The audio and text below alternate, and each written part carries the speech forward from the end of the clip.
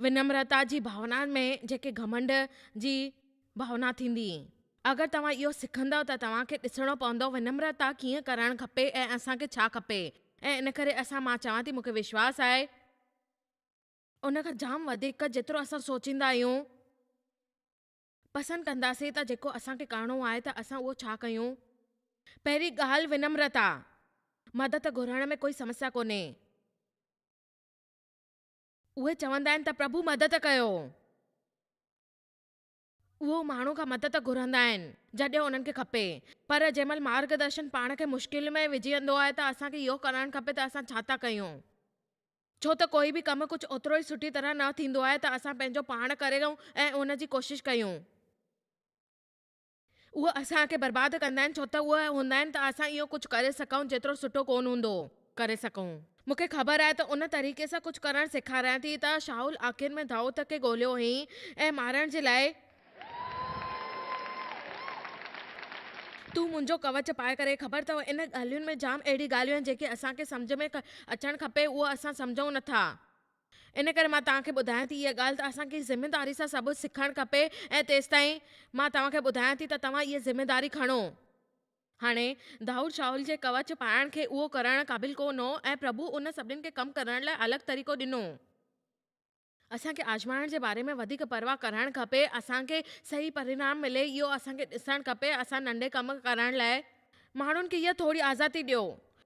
मां चयो माण्हुनि खे थोरी आज़ादी ॾियो, थोरी आज़ादी ॾियो। उनखे विश्वास करायो त उन ते आमीन।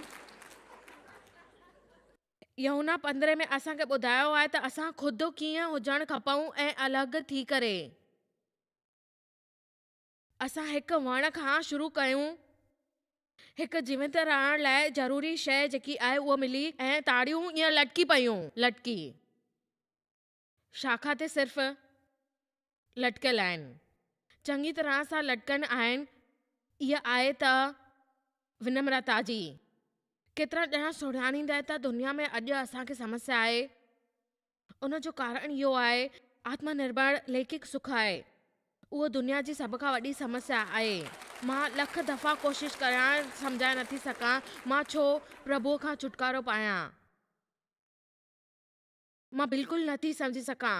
मुंहिंजे वीचार सां ॼाणींदा आहियो त छो त उहो पंहिंजे घमंड जी सोच आहे। उहो हमेशह सोचींदा रहंदा आहिनि त उन्हनि खे उहो घमंड जो मार्गदर्शन जी ज़रूरत कोन्हे या वरी काबूअ जी। उनखे सिर्फ़ पंहिंजो जीवन पाण में हलाइणु खपे ऐं उन जो इहो परिणाम थींदो त उहो ॾिसंदा ऐं तव्हांजे साम्हूं उहो जाम जल्दी स्पष्ट थींदो आहे।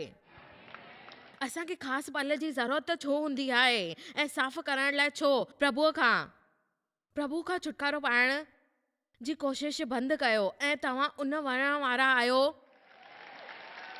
आमीन। माण्हू छड़ो पंहिंजो काबू चाहींदो आहे, उहो उन्हनि खे ॿियो केरु न खपे त उहो उन जे सुख में अचे या उन जे जाम वक़्त खां पोइ उन जो व्यवहार उन अधिकारनि उन्हनि सां गॾु व्यवहार कोन कयो हुजे, छाकाणि त उन हालतुनि में उहो पंहिंजे पाण ते काबू न पाईंदा आहिनि। मां नथी सम्झां त तव्हां इहो समस्या ॾिसी रहिया आहियो, पर ॿुधायां मूंखे बहाना कोन वणंदा आहिनि। मां हमेशह महसूसु कयो आहे त प्रभु जी आज्ञाकारी थी करे मूंखे सम्झ में अचे प्रभुअ जी ॻाल्हि। मुंहिंजो शोषण कयो हो, मुंहिंजो मर्दनि जे लाइ सुख हुयो जंहिंसां मूंखे छुटकारो नथो मिली सघे। मुंहिंजो अहिड़ो रुखो हुयो मूंखे, पर हिकु ॻाल्हि ॿुधायां, उन सां गॾु मुंहिंजे लाइ असंभव हुयो हिकु सुठो ॾींहुं, सुठी सुबुह। मां चयो मुंहिंजे लाइ उन रुख सां गॾु असंभव हुयो हिकु दैवनिक वैवाहिक संबंध। हाणे प्रभु मर्दनि ऐं ज़ाइफ़ुनि खे अहिड़ो ठाहियो आहे त मिली करे कमु कनि ऐं दिलि जी तरह सां ज़ाइफ़ुनि खे मर्दनि खे पहिरें जे उन तरीक़े मां कोन कढायो वियो आहे, उन्हनि खे कढायो वियो आहे त उन जे पासे मां, ताकी प्रभु छड़ो असां ते काबू करण जे लाइ असांखे अधिकार कोन ॾिना आहिनि, पर उहे चाहींदा आहिनि त व्यवस्था में रही करे पिता पुत्र पवित्र आत्मा जेको उन्हनि सां गॾु कंदो आहे त पुट जी महिमा जे लाइ हूंदो आहे ऐं पुट जेको कंदो आहे त पिता जी महिमा जे लाइ कंदो आहे। ऐं पोइ उन रुख जे करे पीउ ध्यानु रखियो आहे ऐं हर शइ जो सभु हिक खे थी करे महिमा हासिल करणु खपे ऐं सिखणु खपे। मां हिकु जीअं कोन आहियां, मूंसां गॾु जाम मर्द दुर्व्यवहार कयो आहे। मां उन्हनि खे कढण जी कोशिश कई। जेको मां सुठो व्यवहार कयो आहे त अक्सर ईअं कंदो आहे त उहो हुनजी भरपाई कराइण जी कोशिश कंदा आहिनि ऐं अतीत में उन सां ईअं ई थियो, माण्हू सम्झी न करे, पर समस्या इहो ई हुई त असां प्रभु ऐं प्यार जो प्रेम जा सुठा रिश्ता ठाहियूं। मां सम्झां थी, पर मां तव्हांखे ॿुधायां थी त जेकी ॻाल्हि मां समर्पित सुखी ठहण लाइ चयो हुयो, दुर्व्यवहार कोन कयो हो, इस्तेमालु कोन कयो कंहिंजो बि कॾहिं बि, ऐं मां प्रभुअ लाइ तव्हांखे इंसाफ़ ॾियारे थी सघां ऐं तव्हांजी भरपाई कराए थी सघां। प्रभुअ में विश्वास ठाहे रखो त तव्हांखे इहो बि मिलंदो ऐं तव्हांजे लाइ कोई ग़लति इस्तेमालु न कंदो। प्रभु तव्हां सां गॾु आहे ऐं तव्हांखे डबल इनाम ॾींदो। आमीन।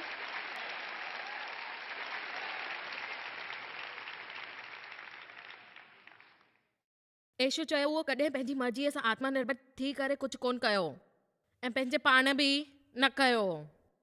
अचो यूहन्ना 5:30 ॾिसूं था, छो त उन में जाम सुठो आहे। प्रभु मूंखे यादि आहे केतिरे वक़्त ताईं मूंखे इन वचन खे ॾिसणो पियो हो, जॾहिं मां थोरी विनम्र ठहण जी कोशिश पई कयां। जाम कोशिश करे रही हुयमि अधिकार ते परते थियण जी ऐं भॼण जी, त पंहिंजी मनमानी न करे सघां त मां वॼी करे पंहिंजी मनमानी करण जो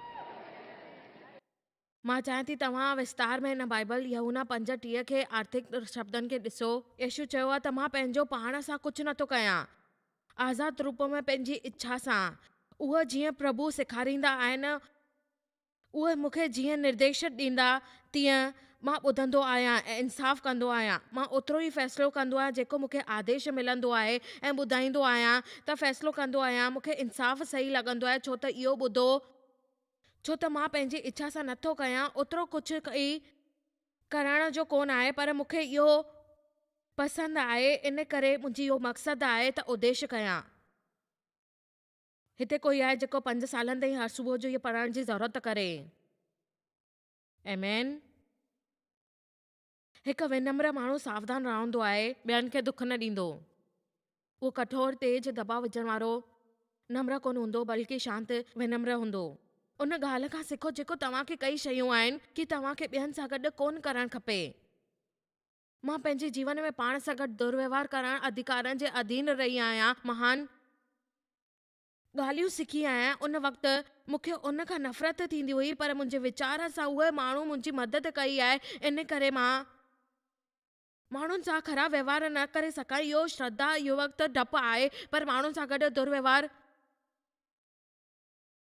कंदी पई आहियां। मूंखे ख़बर आहे, पर मूंखे कोई भरम कोन्हे त मां इहो छा थी कयां ऐं छो थी कयां, पर मूंखे उद्देश्य आहे त मां उन पूर्वक दुख न पहुचायां ऐं नथी चाहियां त उन्हनि खे कुझु दुख पहुचे। दुख छा तव्हां मां केरु चवंदो आमीन? उते मथे वेठल माण्हू केरु चवंदा आमीन? असांखे इहो सम्झणु खपे उते वेठल असांखे माण्हुनि सां गॾु पंहिंजो व्यवहार खां वधीक सावधान रहणु घुर्जे, जेके उहो कनि था असां सां उते। आमीन। यीशु जो निर्मन कोन आहे, न ई कठोर आहियां, दबाव विझण वारो। पुठियां हफ़्ते हिकु ॾींहुं मुंहिंजी देव सां गॾु थोरी अनबन थी वई। ख़बर त ॿियनि व्यवहारिक जोड़नि वांगुरु असां ॿिन्हिनि खे अहिड़ी आदतूं आहिनि जेके ॿियनि खे चिड़े ईंदियूं आहिनि त परेशान करण वारी पंहिंजी आदत सां गॾु मूं वटि न अच। मां न पई चवां पंहिंजे उन परेशान करण वारी आदत सां गॾु हुते अचणु। अकेले रहण जी इच्छा पई थिए। मां पंहिंजे बिस्तर ते लेटी पई हुयमि ऐं जाम आराम सां, ऐं जॾहिं हुते आया वक़्तु गुज़ारण जे लाइ मूंसां गॾु वेही रहिया ऐं उन शुरू कई पंहिंजी अहिड़ो कमु आहे जेको उहे डॉगी कंदा आहिनि। मूंखे जाम चिड़ अची वई ऐं मां चयो, छा तूं इहो करणु बंदि कंदे छा? तॾहिं हुननि चयो, इन सां छा परेशानी आहे? मां चयो, तोखे परवाह कोन्हे कंहिं ॿिए खे परेशानी थी रही हुजे तेसिताईं तोखे आराम आहे, इन करे उथी वञ ऐं चओ ठीकु आहे ऐं मां ॿिए रूम में वञा थो। मूंखे हिते रहण जी ज़रूरत कोन्हे। जंहिं वक़्तु उहो उथी करे वियो मूंखे ख़राबु अनुभव थियो। छा तव्हां मां केरु सोचींदो मुंहिंजो वात बंदि रखणु खपंदो?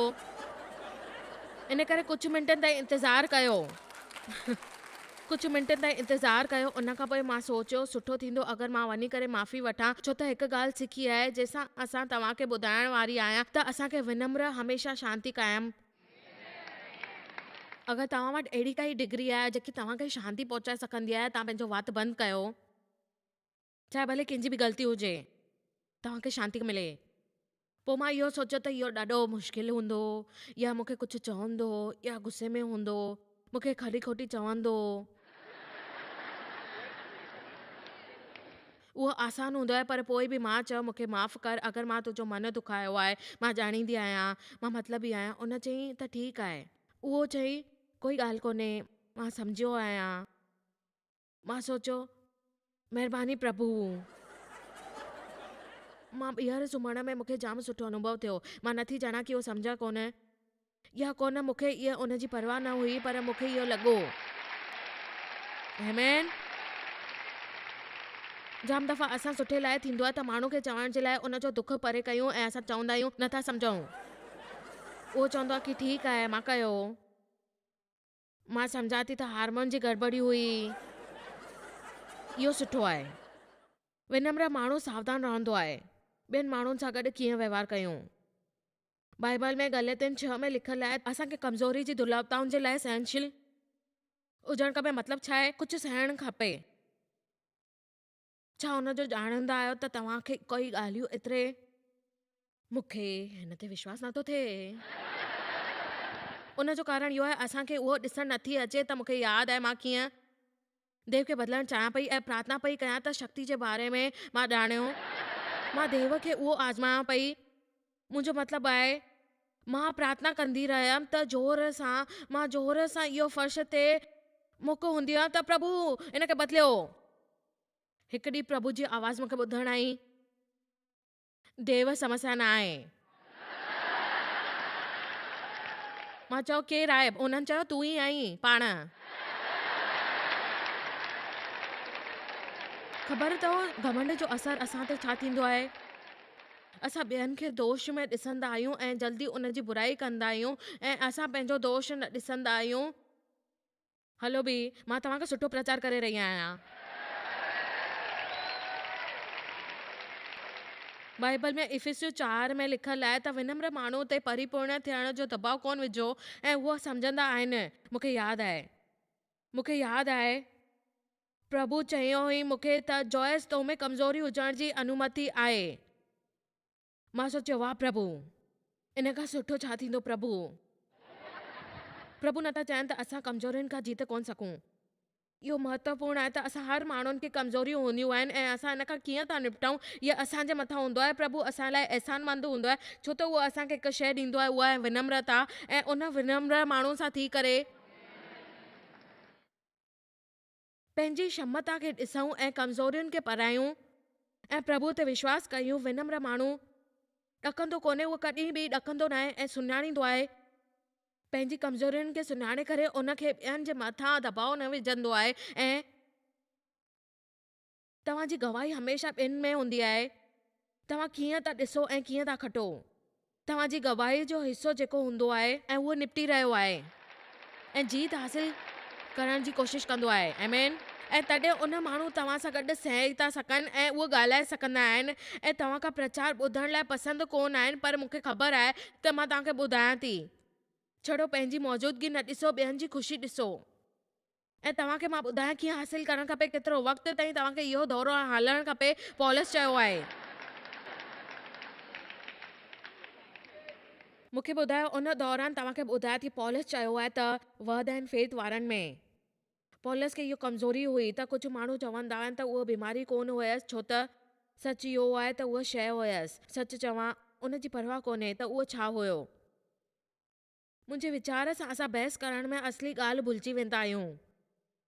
मूंखे शरीर में हिकु कंधे में रूप में ॾिनी वई हुई। पौलुस चयो 3 दफ़ा प्रभुअ खां निवेदन कयो आहे त उन सां मुक्ति ॾियारनि, पर कोन मुक्ति ॾियारियईं, बल्कि इहो चयो त मुंहिंजो अनुग्रह सही हुजे तव्हांखे हिन दुख जे बहादुरी सां तव्हां सहन करण ठाहिण जे लाइ। पौलुस चयो त उनखे इहा कमज़ोरी ॾिनी वई हुई जीअं उहो जाम वधीक अभिमानी न ठही वञे ऐं उन महान ज्ञान जे रूप में प्रभुअ खे ॾिठईं।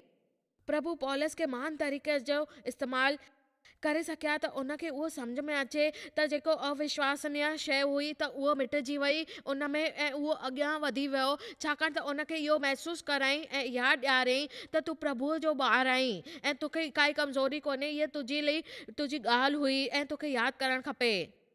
आमेन। इन करे मां तव्हांखे ॿुधायां थी, कमज़ोरी हुजण जो मतिलबु दुर्लभता कोन्हे, तव्हांखे उन मां ॿाहिरि अचिणो आहे। मुंहिंजे वीचार सां मार्गदर्शन अहिड़ो हुजे त तव्हां चई सघो कि इहे सुठे तरीक़े सां असांजे चवण जा 5 मिंट खां पोइ बि, उहे ई चवण खां पोइ बि मां चवां थी जाम जाम जाम तरक़ी कई आहे।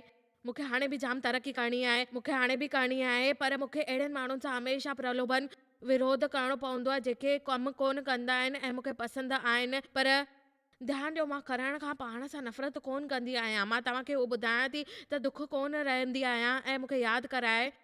आमेन। देवे मां अक्सर पंहिंजी शुरूआती ॾींहंनि जी ॻाल्हियूं कंदा आहियूं। हाणे बि साल पहिरीं घणेई दफ़ा ॻाल्हाईंदा आहियूं। शुरूआती ॾींहंनि में असां हिकु अहिड़ी वैन हलाईंदा हुआसीं जंहिंजा टायर घसियल हुयासीं ऐं उन जंग लॻी वई ऐं सिखाइण लाइ वेंदा हुआसीं ॿियनि वटि। असां वटि होटल में रहण लाइ पैसा न हूंदा हुया, मोटण जेतिरो परे हूंदो हुओ ओतिरो ई हलाईंदा हुआसीं ऐं फास्ट फूड रेस्टोरेंट जी पार्किंग जी गाॾी बीहारण जी कुझु देरि ताईं सुम्ही सघूं ऐं असां घरु पहुची सघूं। असां हिकु ॾींहुं कुझु फोटो ॾिठो ऐं जेकी जाम झूनियूं हुयूं त हिकु फोटो में हिकु माण्हू हो।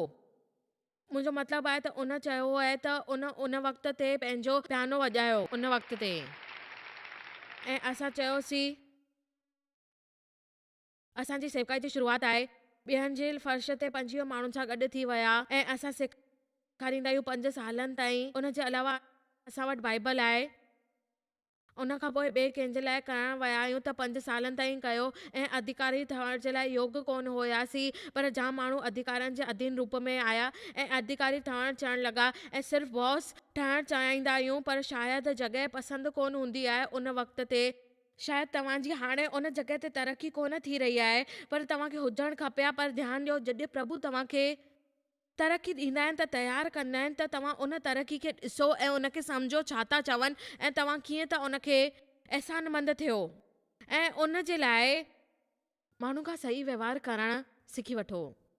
मूंखे विश्वास आहे त हिकु विनम्र माण्हू जल्दी माफ़ कंदो आहे, जल्दी नाराज़ कोन थींदो ऐं आनंद पूर्वक प्रभु जो इंसाफ़ कंदो। मां वरी थी चवां, विनम्र माण्हू जल्दी माफ़ कंदो आहे ऐं मुंहिंजे वीचार सां असल में जड़ असां माफ़ कोन कंदा आहियूं। Ouch ouch. मां चयो मुंहिंजे वीचार सां जॾहिं असां माफ़ कोन कंदा आहियूं, तव्हां नथा ॼणो उन मूंसां छा कयो आहे। ॿियो बीहो बीहो 1 मिंट बीहो। तव्हां प्रभु सां छा कयो आहे? तव्हां तव्हां तव्हां नथा ॼणो केतिरा दफ़ा उहो कमु कोन कंदा आहियो। थोरो बीहो, 1 मिंट बीहो। तव्हां केतिरा दफ़ा उहो अवगाई कमु कयो आहे ऐं प्रभु उन जे लाइ तव्हांखे माफ़ कयो आहे कि न, उहो ॿुधायो घड़ी घड़ी। तव्हांखे उहो हमेशह चवंदो आहे तव्हां इहो कयो, तव्हां न कंदा आहियो, उहो तव्हांजे लाइ छो करे। मां तव्हांखे ॿुधायां थी, मैत्री अणा जी ज़रूरत कहाणी आहे ऐं इन जे बारे में कर्ज़दार हुया ऐं कर्ज़ चुकाए न पिया सघनि, पर मालिक हुनखे माफ़ करे छॾियो आहे त पोइ 20 रुपयनि जे लाइ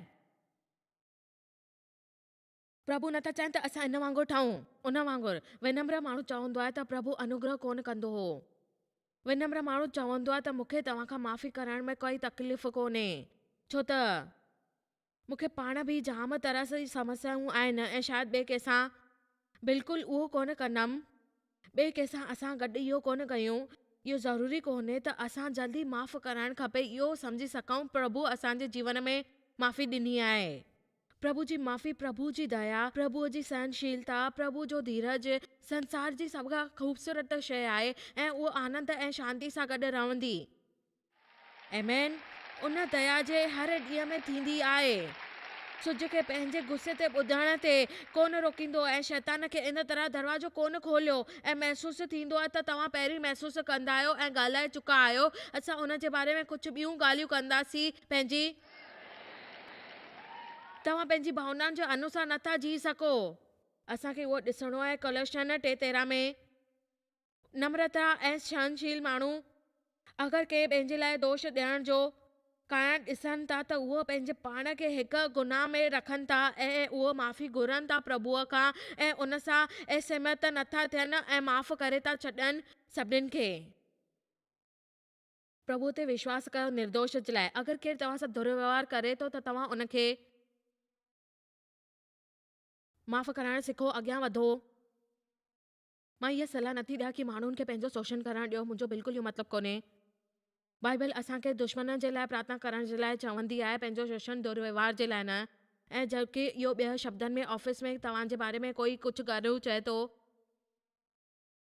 तरक़ी हासिल कई आहे त उमेद करे रहिया आहियो त उनखां पोइ उहो तव्हांखे ख़बर पहुचंदी।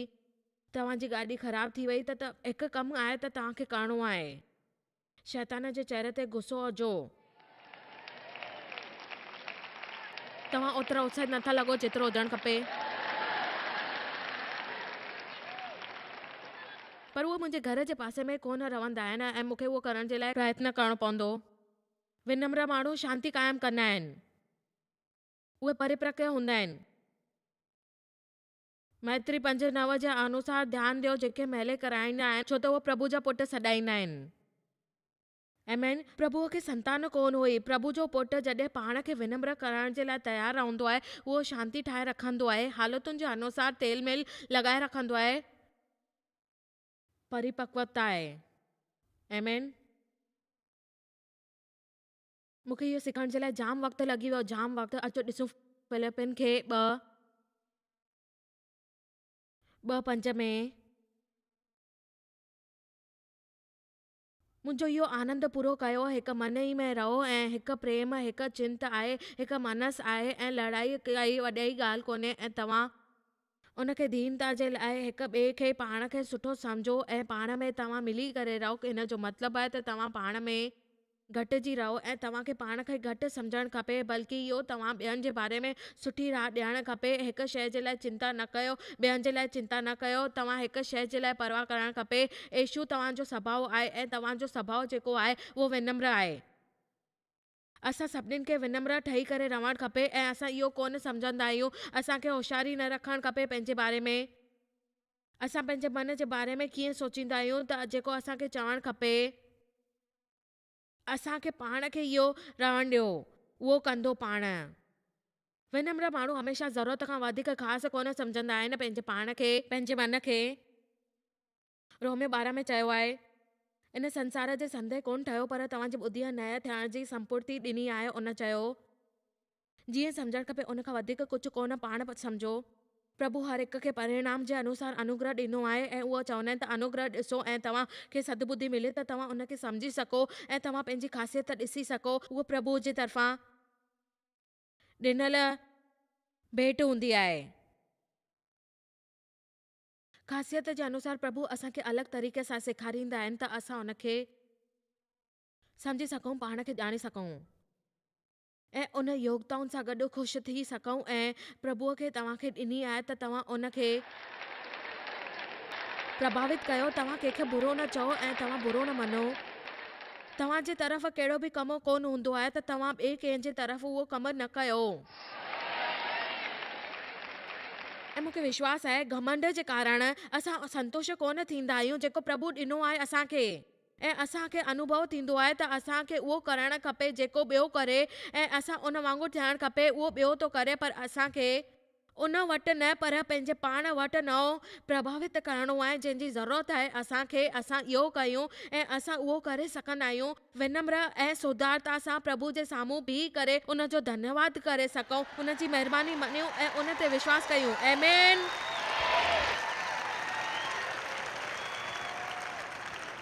पाण खे प्रभु जे शक्तिशाली हथनि जे हेठां ॾियो। मां मञींदी आहियां त विनम्रता हिकु सुठी शइ आहे ऐं सभिनीनि खां ख़ासि गुण आहे जेके असां में हुजे। विनम्रता खोड़ निशानियूं हूंदियूं आहिनि ऐं उन मां हिकु आहे त प्रभु जे मथां विश्वास कयूं ऐं विश्वास कंदा आहियूं त पंहिंजी समस्या हल कंदा आहिनि। मूंखे विश्वास आहे त उन खां सवाइ विनम्र माण्हू प्रभु जे लाइ अहसानमंद हूंदा आहिनि, पंहिंजी क़ाबिलियत जे लाइ ऐं शयुनि जे लाइ जेतिरो करे सघनि उहो पाण। असां चाहींदा आहियूं त तव्हां पाण खे मसीह में सुञाणो ऐं तव्हां हमेशह माण्हुनि जे साम्हूं साबित करण जी कोशिश न कंदा पिया आहियो ऐं तव्हांखे कुझु साबित करण जी कोई कोशिश न करणी आहे ऐं तव्हां उन जे लाइ अंदरि घमंड जी भावना अची वेंदी आहे पंहिंजे पाण में। डप जे करे विढ़ंदा आहिनि ऐं जेके पाण खे ख़बर कोन्हे त उहो खोड़ समस्याउनि में आहिनि ऐं उन्हनि जे लाइ तव्हां इहो उपहार ॾियो ऐं तव्हां इहो करे सघंदा आहियो ऐं पक ई इन खे ऑर्डर कयो ऐं ॿुधणु शुरू कयो पंहिंजे जीवन में। तव्हां खे शायदि ख़बर कान्हे तव्हां जॉयस मेयर मिनिस्ट्री लाइ केतिरा महत्वपूर्ण आहियो। असां तव्हांजी क़दुरु कयूं था ऐं पंहिंजे दोस्तनि ऐं भागीदारनि खे धन्यवाद करियूं था जंहिं जे करे दुनिया भर में सेवा करणु मुमकिन थियो आहे। असां मिली करे बुखियनि खे खाराईंदा आहियूं, ग़रीबनि खे कपड़ा ॾींदा आहियूं ऐं देश खे हिकु शुभ संदेश ॾेई रहिया आहियूं। महिरबानी करे अॼु ई jmmindia.org ते असां खां संपर्क कयो। प्रार्थना जे लाइ, विनती करण जे लाइ, असांजे संसाधनों जे बारे में ऐं वैदिक ख़बर वास्ते, जॉयस जी सभाउनि जो वक़्तु ॾिसण वास्ते, असांजा भागीदार ठहण वास्ते, जीअं असीं सॼी दुनिया में मसीहा जो प्रेम विरायूं। हाणे ॾिठल प्रोग्राम जा प्रायोजक हुया जॉयस मायर।